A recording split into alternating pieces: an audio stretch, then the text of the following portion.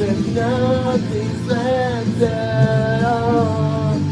Shifting through the wrecking ashes, oh, you hear the love that's all.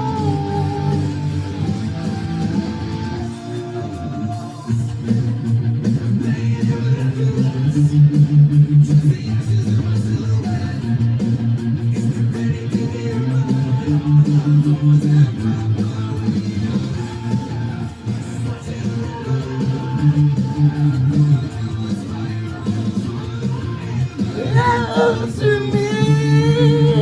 Can you see the lights of fire? Till there's nothing left at all. Shifting through the wrecking ashes, oh, hear the love.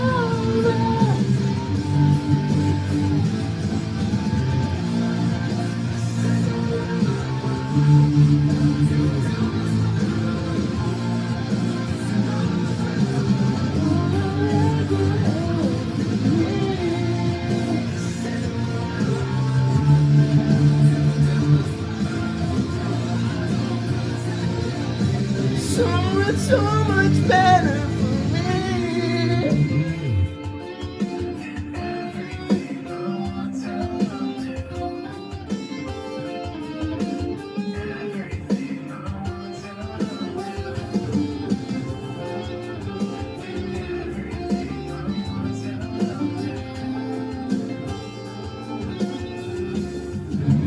Can you see the lights in fire fall?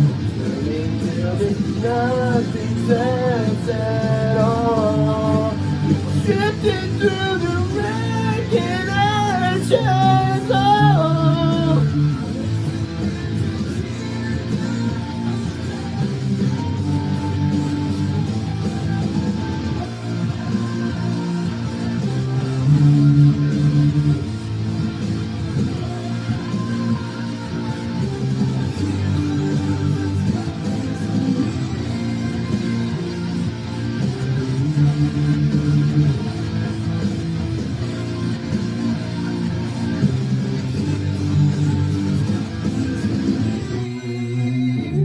Okay. So, yeah, it's going to repeat. I got it on repeat.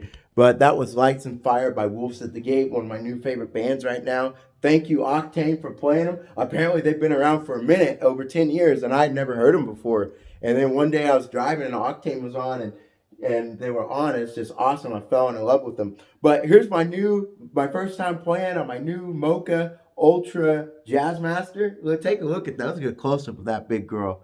That's a pretty lady right there. These things are hard to find. Like, really, Jazzmasters in general are hard to find.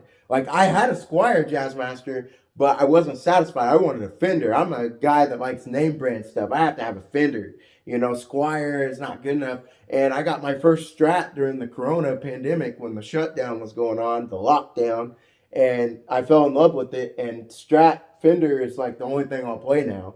You know, I still have my LTD. And I have my PRS baritone, but the only thing I play mostly is Fender. So, Fender, if you're watching this, you should sponsor me because there it is right there. I play your gear, man. And Mocha Sunburst, I love this thing. I just got it yesterday. It was literally there for just 2 days. The guy, for whatever reason, didn't play it. Just left it sitting in the case. Like, that should be a crime. Something this beautiful does not need to be in a case. So one man's loss is another man's gain. So, you know, I got a pretty decent deal on it. I traded in that old Mexican Strat, the mahogany black one I had, and I got this baby. So Fender, once again, you should sponsor me because I've been trying out your gear for years, man. I love it. I'm not really sure what strings the guy before me was rocking on here, so I can tell I'm probably gonna have to put my D'Addario on here. And D'Addario, if you want to sponsor me too, I can try all your different strings and stuff, man. My personal favorite is the 1052 NYXL. On my red Strat, I'm rocking the 1260 actually. My review on that is that they actually corroded on me, so I don't know if I'll ever get anything other than the NYXLs. But, you know, not sure what this guy had on here. These very well could be the Dario strings, but I don't think so because it's not staying in tune. And the Dario always stays in tune. That's something I've learned.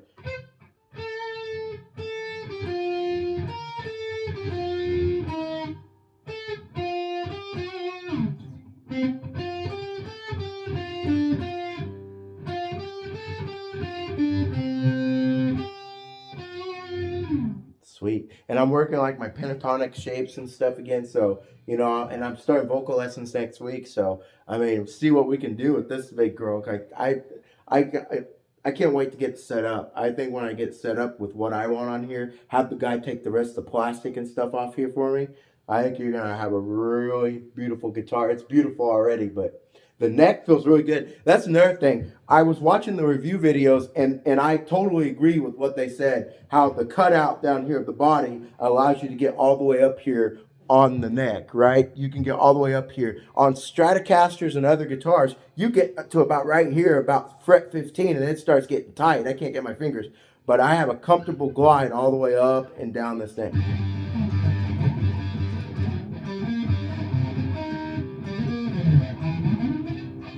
All the way up and down the neck, I have a nice, comfortable glide. So, you know, I've only had it for one day, less than 24 hours, and I've already fallen in love with it. So, I mean, when I get it set up with the strings I want, I'm in drop C right now, and she's having a hard time staying in tune.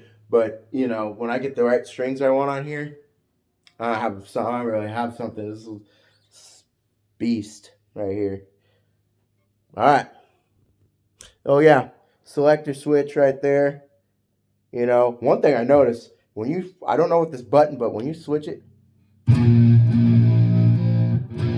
noticeably louder when you do that. I think you're switching between the humbuckers right here, but the selector switch is supposed to do that too. Oh, well, whatever. I'll get into more of like the specific specs about it in another video.